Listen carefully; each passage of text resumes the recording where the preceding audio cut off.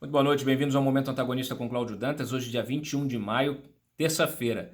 E o clima, vocês estão vendo, na temperatura elevada, aqui em Brasília a coisa está fervilhando, já teve aí arranca-rabo do Rodrigo Maia com o Major Vitor Hugo, rompeu, disse que não vai mais conversar com o líder do governo na Câmara, que o governo tem de arrumar um outro interlocutor para ele. Rodrigo Maia está aí sofrendo a pressão das ruas, né, pressão em virtude dessa manifestação convocada para domingo, já que ele encarnou o Centrão, né? Ele encarnou, vamos dizer assim, essa resistência do Congresso às pautas colocadas aí pelo Executivo, pelo governo Jair Bolsonaro. Então o Rodrigo Maia está sofrendo essa pressão.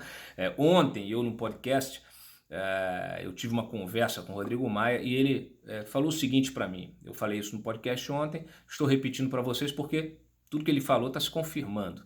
Né? Então, o que ele falou para mim? Ele me garantiu, eu fui cobrá-lo, né, sobre todas essas questões que estão colocadas, inclusive, nessa pauta aí desses protestos.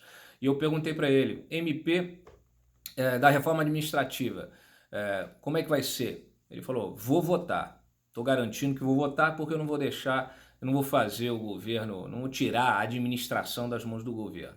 É uma questão administrativa, o governo editou aquela MP que enxugou a máquina, que refez, que retirou algumas, mudou algumas atribuições. É claro que algumas daquelas emendas impostas ali na comissão especial serão mantidas, mas outras serão suprimidas. Inclusive ele já havia me antecipado, e eu falei isso ontem no podcast com exclusividades aí para os assinantes do A Mais, que ele que seria a criação, a recriação, aquela emenda da recriação dos ministérios da integração e das cidades, ela seria suprimida, ou seja, não, né, a MP será aprovada e não serão recriados os ministérios da integração e das cidades, que atenderiam aos interesses do próprio Centrão, né, visto que serviriam aí para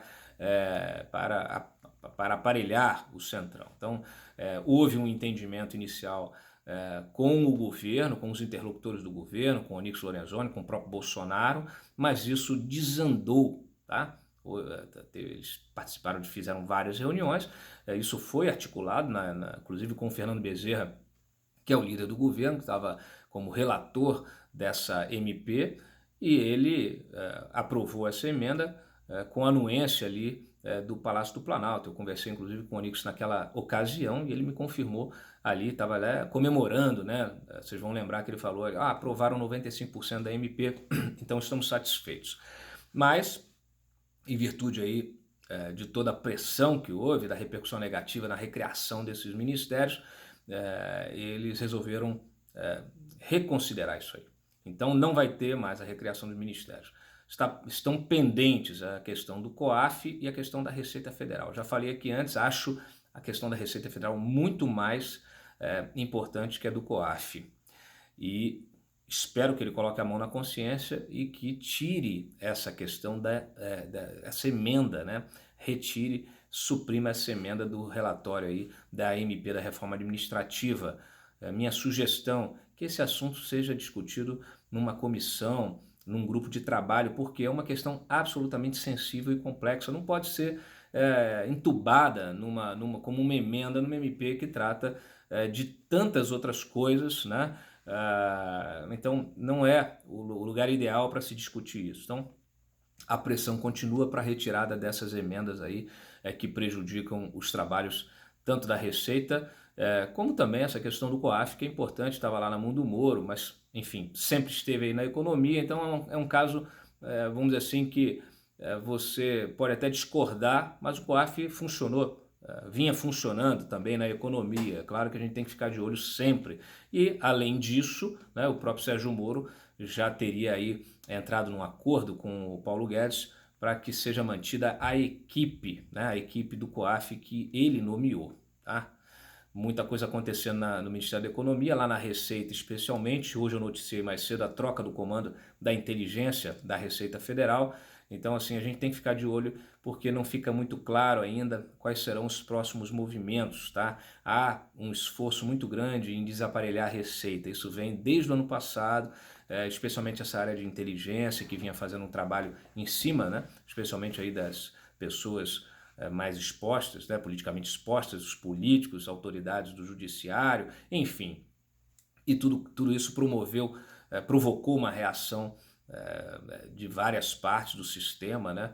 E existe essa pressão para esvaziar, né, vamos dizer assim, certas capacidades da Receita Federal, então a gente precisa ficar atento. Mas fechando esse parêntese, o que o Rodrigo falou para mim?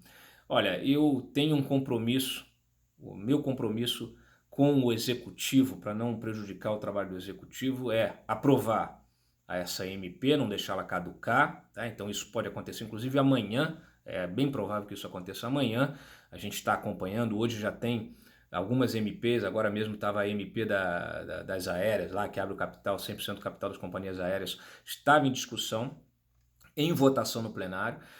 Então isso já vai saindo da pauta para que o plenário possa votar a MP da reforma administrativa. Então isso é bem possível que já aconteça amanhã. Ele me prometeu que, olha, vou aprovar a MP da reforma administrativa, não vou deixar caducar. Também o meu segundo compromisso é a aprovação da reforma da Previdência até junho, tá? Antes do recesso. Isso é fundamental, tá? Para a gente não perder mais meio ano, mas perder o ano inteiro, né? Porque se não for aprovado, gente, antes do recesso parlamentar de julho, pode ter certeza que a gente vai perder o segundo semestre também. Então, é necessário que isso seja votado até junho, que a reforma da Previdência seja votada até junho, e ele se compromete a votar. Ainda que com os ajustes lá do Congresso, que são também, que é uma coisa compreensível, que isso também está sendo conversado com o governo que também fez pressão aí para ter influência no relator, lá na comissão especial, enfim, isso está na discussão natural do parlamento. Com a economia ali, com a meta de economia entre 800 bi e 1 trilhão, né? 1 trilhão. E o terceiro item vamos dizer assim, desse plano de trabalho do Maia é aprovar o PLN 4, que abre crédito suplementar para o executivo, permitindo que ele gaste aquilo que ele não poderia gastar, né? Por causa da regra de ouro, porque se isso não for aprovado, a situação vai ficar complicada e o risco de que o Bolsonaro incorra e tenha de descumprir a lei de responsabilidade fiscal, incorra em crime fiscal e repita ali, vamos dizer assim, o enredo de Dilma Rousseff é grande. Inclusive a aposta da oposição era essa. O Maia garante para mim que não vai deixar isso acontecer. Agora, todo o resto, toda a outra pauta, pacote anticrime, etc., embora ele diga aí que tem boa vontade em tocar o tema, ele não se compromete a aprovar essas outras questões. Então, fica aí também mais uma das bandeiras aí dos protestos que estão convocados para domingo de pé, tá certo? Bom, o que acontece? Eu reparei que houve aí muita confusão, tá, em relação... bom, gente, olha só antes de finalizar, estou dizendo o seguinte, isso é a promessa do Rodrigo Maia. Então, que ele cumpra com essas promessas e vocês pressionem ele para que ele faça aquilo que ele está prometendo. Ele está declarando isso publicamente em ON, está gravado e ele será cobrado dessa agenda e, obviamente, das outras agendas que interessam à sociedade, ao governo e aos demais atores, tá? Então, isso só para ficar registrado. Não estou aqui endossando a posição do Rodrigo Maia para nada, estou aqui noticiando para vocês, não confundam, tá? Meu papel de jornalista aqui é trazer notícia para vocês, e notícia em primeira mão foi o que eu fiz ontem, né? O que eu faço sempre, foi o que eu fiz ontem e que está se confirmando hoje. Hoje o próprio líder do governo anunciou que ia ser retirada a história lá da recriação dos ministérios, né? Então vamos deixar a coisa acontecer e vamos acompanhar, tá? Sobre as manifestações que eu tenho para dizer para vocês. Muita confusão desde que esses protestos foram convocados, tá? Então até hoje o governo teve de se manifestar.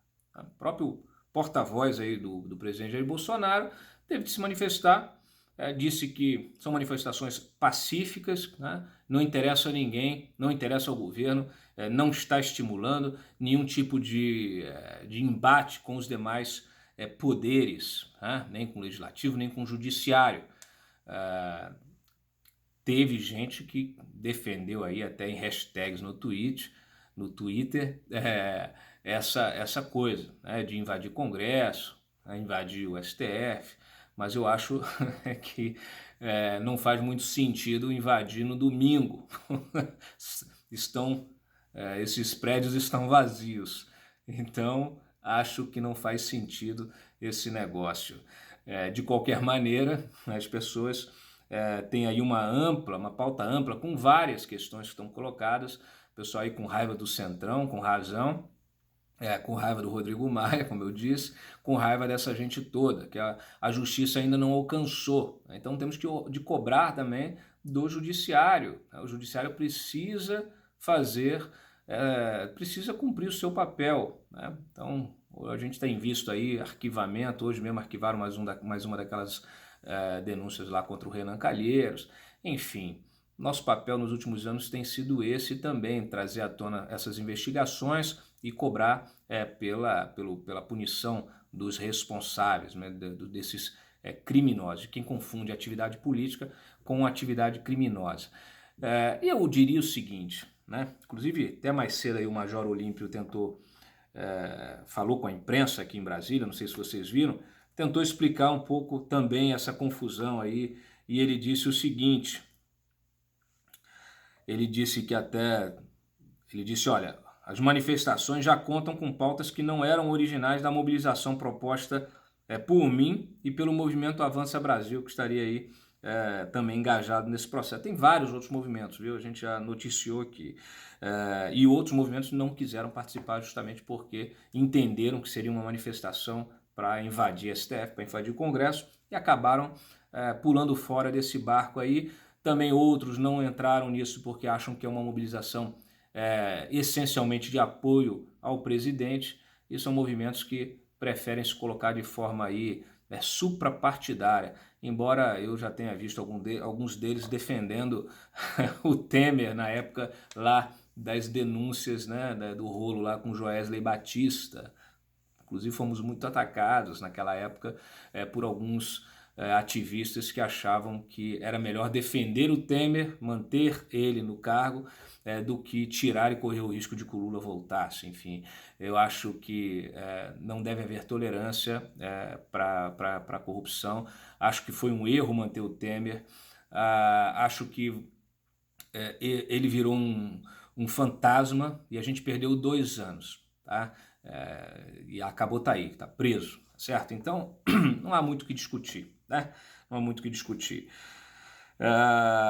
Não agora, não mais.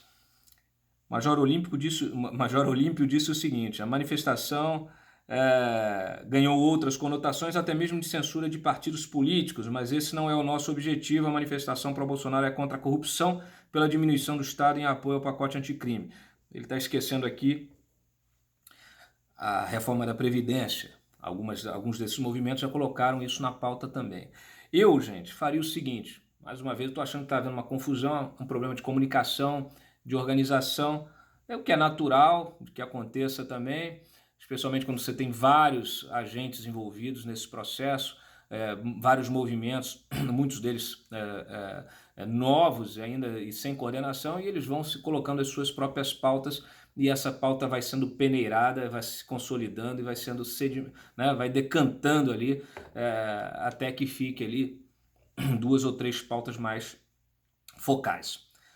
Eu, se fosse convocar, eu convocaria uma manifestação pró-emprego, né? Porque não é possível essa situação do jeito que está. A gente sabe que, claro, reforma da Previdência e toda essa agenda econômica ampla que precisa ser executada, inclusive o governo pode fazer isso sem a ajuda do Congresso. Existe uma ampla agenda de ações do Executivo, que cabe ao Executivo, as privatizações, várias coisas aí que precisam ser feitas. Eu não consigo entender por que não fecharam a EBC, por que não fecharam a EPL, por exemplo. A EPL, aquela estatal foi criada para o trem-bala, virou uma estatal de projetos e até hoje ninguém sabe para que serve. Hoje eu noticiei mais cedo que ela está empregando o filho do senador Chico Rodrigues, que empregou lá o sobrinho do presidente, o Léo Índio, e ele botou o filho, 5 dias depois o filho estava ganhando um cargo não estou aqui questionando o currículo do rapaz, mas ele estava conseguindo um cargo lá na EPL. A EPL deveria ser extinta, tá certo? Essa é a cobrança, inclusive essa é uma das bandeiras do Bolsonaro, né? Então é preciso, a regra tem que ser uma só, né? Então, se é para enxugar o Estado, né, que seja enxugado. A gente não está vendo isso acontecer ainda. Teve ali uma coisa mais cosmética, fecharam alguns cargos e tal, mas é preciso botar essa agenda de privatização. Está na mão lá do Salim Matar, né? Secretário de privatização, tem que colocar isso para frente, tá certo? Então, e boa parte disso não precisa do Congresso. Tem várias outras também, tá? Amanhã mesmo o próprio Congresso, como eu havia, né, comentado aqui na sexta-feira, está antecipando a discussão da reforma, da reforma tributária, né, que não é a reforma do Executivo, mas é uma reforma e está lá na CCJ e deve ser aprovada. Hoje começou a discussão, deve ser aprovada amanhã. Então, gente, temos que colocar, temos que executar essa agenda. É uma agenda enorme, uma agenda ampla de medidas econômicas, sejam elas de competência só do Executivo ou de competência do Legislativo também, mas aquilo que for possível já resolver tem que colocar para frente. Por quê? Para poder criar um ambiente melhor de negócio, atrair investimentos e gerar empregos. No final das contas, é impossível, é intolerável essa situação que temos hoje, né, de mais de 3 milhões aí de desempregados. Eu queria finalizar dizendo o seguinte: a situação está muito grave. Hoje tem um artigo do Gil Castelo Branco, lá do Contas Abertas, uma ONG, que faz ali a fiscalização da execução orçamentária. Ele fala de contingenciamento, faz um apanhado dos últimos anos, é bem esclarecedor, inclusive. E no final, o Gil destaca o seguinte: em março, a dívida pública chegou a 74,8% do PIB, tá? E aí é uma situação insustentável. Então a gente precisa realmente cobrar das autoridades, e aí de todas, do Executivo e do Legislativo, a execução de pautas que tenham um objetivo: geração de emprego. É preciso retirar essas pessoas dessa situação. É preciso dar perspectiva de vida e salário para essa gente, para que a economia possa girar, para que as pessoas tenham condição de comprar o seu pão, tá certo? Botar um prato de arroz com feijão na mesa de casa, tá? Então vamos focar naquilo que interessa. Eu acho que está se perdendo tempo demais com discussões muitas vezes aleatórias. Já falei disso aqui na sexta-feira em outros vídeos. A prioridade, gente, é gerar emprego. Gerou emprego, o pessoal está feliz, está com a barriga cheia, o resto vem e fica muito mais fácil você colocar até outras coisas, porque a popularidade vai lá para cima, o clima melhora e você consegue impor várias outras pautas importantes aí, que muitas vezes hoje não passam por causa desse climão, né? Desse temperamento aí que está, dessa temperatura que está aí, e dos nervos à flor da pele do pessoal aí, todo mundo preocupado e todo mundo em conflito. Tá? Então, emprego, cobrem emprego, de repente vocês conseguem tirar aí até o discurso da esquerda, dessas centrais sindicais, de sindicatos afins e de toda essa turma aí que gosta também de ir para a rua para criticar e etc e tal, mas que não fez nada lá no passado. Então esse é o meu recado, vamos em frente. Eu agradeço sempre a audiência, não deixem de marcar ali o sinal, bater no sininho ali e dar o like no vídeo, tá bom? Um abraço a todos, nos vemos no próximo Momento Antagonista. Tchau!